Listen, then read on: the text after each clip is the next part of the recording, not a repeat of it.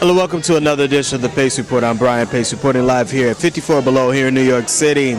Tonight, saxophonist and clarinetist Paquito de Rivera is stepping outside of the jazz world, but not really outside of the jazz world in the literal sense. Tonight, he's performing with his ensemble, The Classics, and what he's doing is he's going back to really the early rudiments of how he started playing the music, which was through classical music. And what he's doing is he's playing classical music by the likes of Brahms, Rachmaninoff, Bach, etc.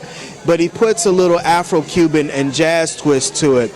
I sat down earlier and we talked about how classical really was one of the most important molding blocks of his musical career growing up, as well as why classical music is really not connecting with the younger generation as far as moving forward with the education, as well as younger musicians playing the music as well. So sit back, relax, and enjoy the sounds of Mr. Paquito de Rivera in The Classics live here at 54 Below here in New York City.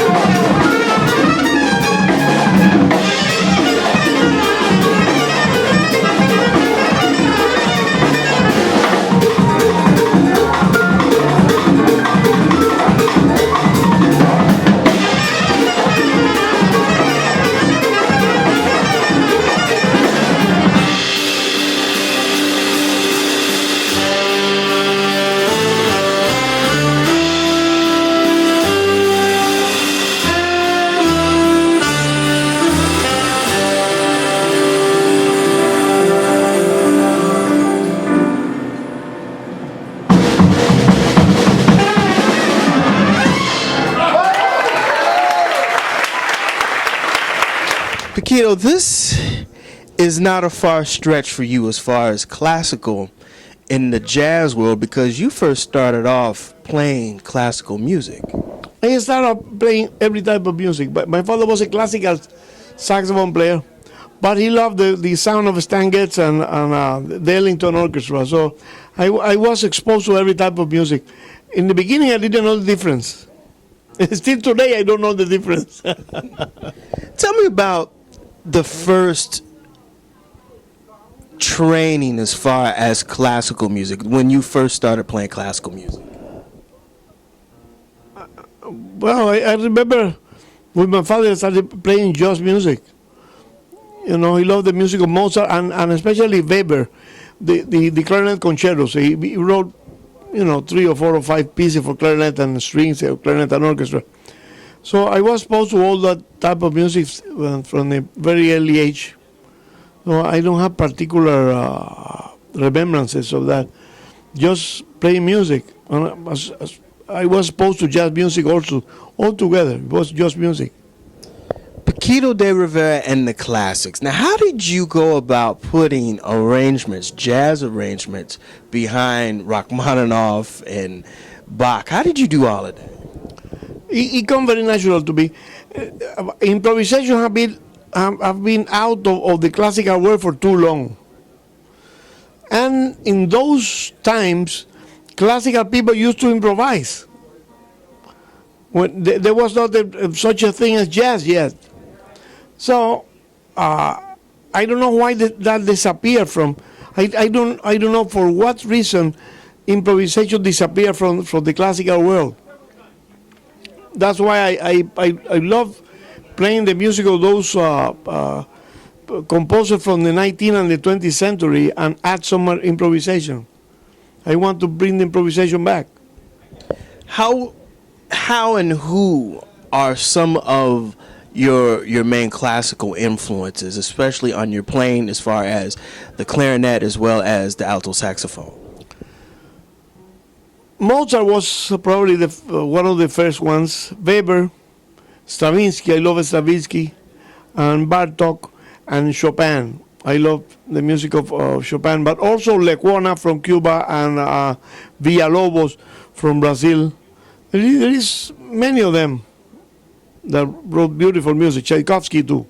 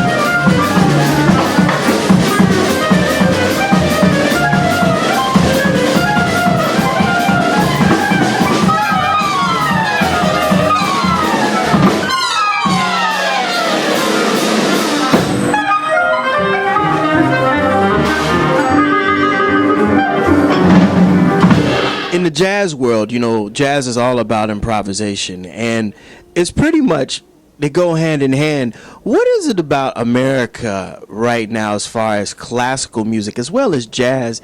It's not being appreciated and loved as it should be, because jazz is the classical music of this culture. Some people put it that way. I prefer the word jazz. I don't know why they want to call it jazz, American classical music. Why did they don't? I think it's a complex. I think they should call it jazz music. It's beautiful about jazz. It's like I remember a phrase that the great Art Blakey say they want to call this music African music. No. This is not African music. This is American music. No America, No jazz. It's like Afro-Cuban music or Afro-Brazilian music. That music was born in Cuba and in Brazil, was not born in Africa. It's like my father and my grandparents, for example. They gave me the tools to create something, but it's mine that I created myself. My father didn't compose nothing. He was without him. I was nobody because my father was a fantastic teacher, but he was that just a teacher. I create the music. So the same thing with Africa. Africa is our mother, but the music from this side of the world is an example for Africa and for all the entire world. Jazz music, Cuban music, and Brazilian music have been an example not only for Africa but for Europe, for the entire world. The creativity of the diaspora, the African diaspora around the world, is an example for everybody.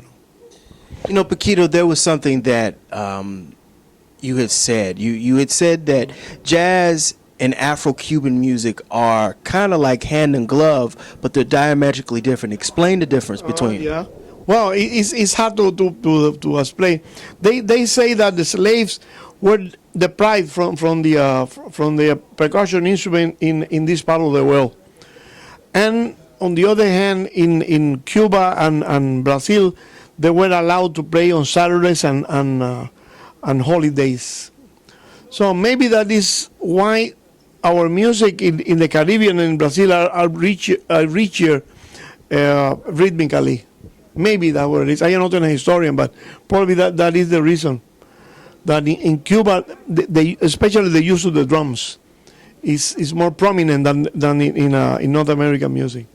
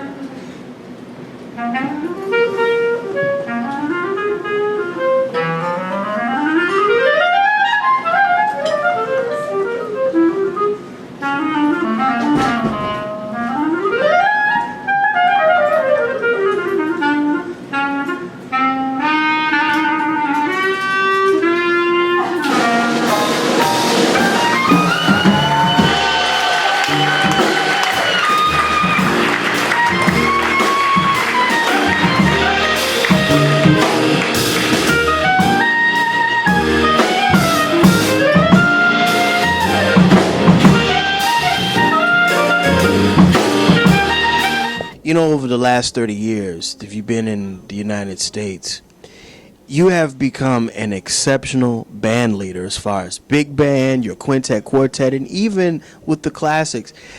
Part of that came from your father, but also a lot of it came from Dizzy Gillespie also. Yeah. Dizzy was very special for all of us because Dizzy was an enabler.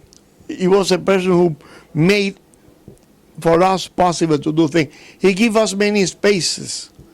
He took the opportunity that he had the space, that he created for him, and and offer us part of that space. He was very generous. This he was from a different planet.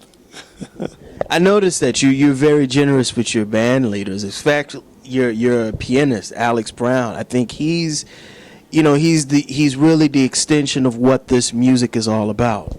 Yeah, Alex is a person open. Not only Alex, but all the members of the band. They are very open to learn from other cultures, and that is what is important to learn. When you think you know everything, when you think you are a finished musician, you are finished.